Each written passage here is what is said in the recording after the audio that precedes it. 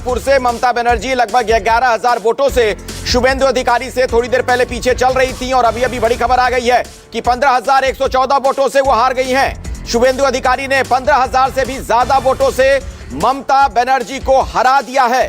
शुभंकर भट्टाचार्य जी अपनी बात पूरी कर लीजिए और उसी में यह सवाल भी जोड़ दूं, सिटिंग चीफ मिनिस्टर जो कि भविष्य में भी सीएम बन सकती थी अगर उनकी पार्टी जीत जाती, उनकी इतनी करारी हार।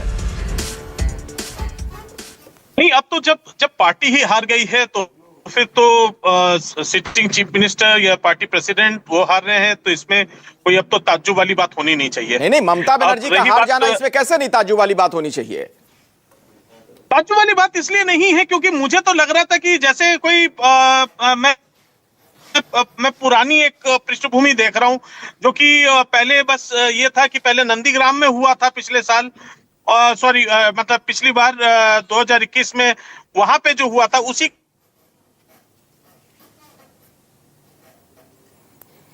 आपके ऑडियो में कुछ दिक्कत आ रही है, कोशिश करेंगे कि दोबारा आपसे हम कनेक्ट कर लें। हाँ, विनोद जी कुछ कहना चाहते थे क्या इसमें? हाँ। नहीं, क्योंकि जैसे नंदीग्राम में पिछली बार 1500-1600 वोटों से हार गई थी और पिछली बार तो जब लहर थी 2021 में तृणमूल कांग्रेस 215 सीटें जीती थी, तब ममता बनर्जी हार गई थी। इस बार तो रिवर्स मामला है, इस बार तो बीजेपी की लहर है, तब हारना उनका उतना आश्चर्यजनक नहीं है। अच्छा। और दूसरा एक और चीज है, एसआईआर में करीब 48,000 वोट भवानीपुर से कटे हैं। बिल्कुल। हाँ, और ज्यादातर कहा ही जा रहा है कि वो वोट कटे हैं जैसा कि डेमोग्राफी के हिसाब से जो ममता बनर्जी के वोटर थे। तो ये भी कई बार हम लोग डिस्कशन में जब बैठते थे। मैं जोड़ना चाहूंगा विनोद जी, मैं थोड़ा सा एक चीज जोड़ना चाहूंगा जी कि इस बार ममता बनर्जी की हार वो किसी पार्टी से नहीं है।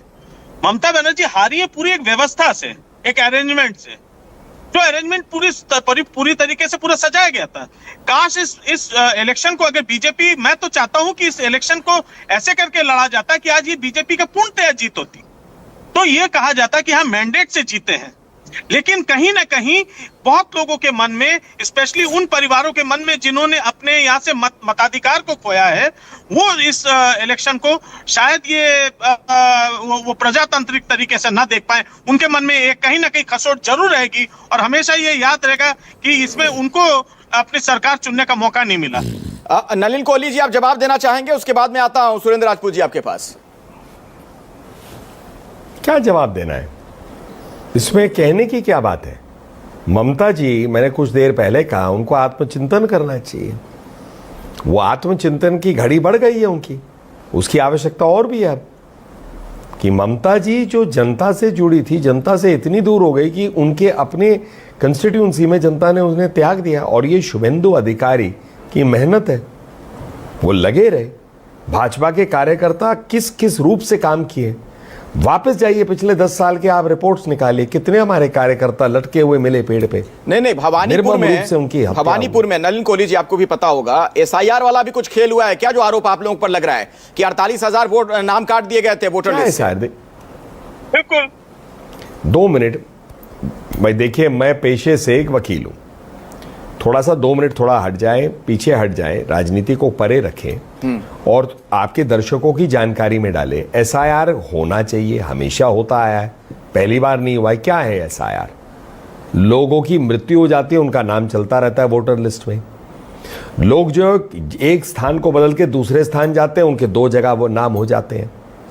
हमें भी पता है कि बीच बीच में फर्जी नाम हो जाते हैं, जिसको घोस्ट वोटर्स कहते हैं।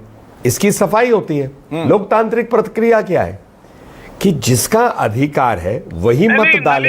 अधिकार किसका? जो भारत का नागरिक है। एक मिनट, मैंने खत्म नहीं किया, मैं अपनी बात पूरी कर लूं। 1 मिनट, मैंने खत्म नहीं किया, मैंने खत्म नहीं की अपनी बात। मैंने किसी को टोका? मैंने किसी को टोका नहीं। अब ऐसा है, ये प्रक्रिया होती रहती है। बंगाल में बॉर्डर की सीलिंग के लिए जो सरकार जमीन देने को तैयार नहीं है, उस सरकार की क्या आप बात करेंगे?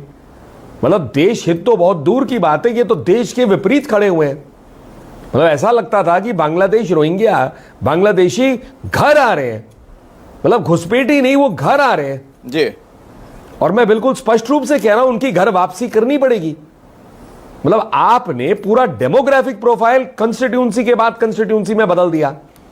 भारत भारतीयों के लिए, वो भारतीय हिंदू, मुसलमान, सिख, ईसाई किसी भी धर्म के हो सकते हैं, लेकिन भारत जो है घुसपैठी के लिए नहीं है। भारत भारतीयों के और लिए उनको है। यदि नलिन कोई कोहली शरण दे रहा है धर्म के नाम पे, तो वो भारत एक के सवाल विरुद्ध जोड़ काम देता कर हूं, रहा है। आप पेशे से वकील हैं, सही बात है, लेकिन एक उसमें सवाल जोड़ देता हूं मैं, उसका भी जवाब दे दीजिएगा। ये बड़ी अच्छी बात आपने कही कि भारत भारतीयों के लिए, हम सभी भारतीय हैं, किसी भी मजहब के हो, किसी भी धर्म के हो। फिर भी क्यों, क्या वजह है कि शुभेंदु अधिकारी आज भी कह रहे थे कि अगर हिंदू ईवीएम खुलेगा तो बीजेपी जीतेगी और मुस्लिम ईवीएम खुलेगा तो टीएमसी जीतेगी? नहीं, देख इसमें क्या गलत कहा उन्होंने, 2 मिनट इसको भी छोड़ देते, धर्म की बात है ही नहीं इसमें। डायमंड हार्बर का फल्टा मॉडल क्या है कि हम कह रहे हैं हमारे मुसलमान वोट रहेंगे। तृणमूल कांग्रेस के एक भाषण में ममता जी के निकालिए ना आप, वो कहते हैं आपको पता है हमारे साथ कौन है, धमका रही है, वो वीडियो खुद देखा है मैंने। तो अगर एक पार्टी इस बात को भूल जाती है कि संविधान की शपथ में कि मुख्यमंत्री और उनकी पार्टी सेवा है बंगाल की जनता के लिए, बिना देखे कौन हिंदू मुसलमान है, तो हिंदुओं को त्याग दे और मुसलमान की राजनीति आप करें, और फिर आप कहते हैं कि दूसरी पार्टी सर तो वही काम तो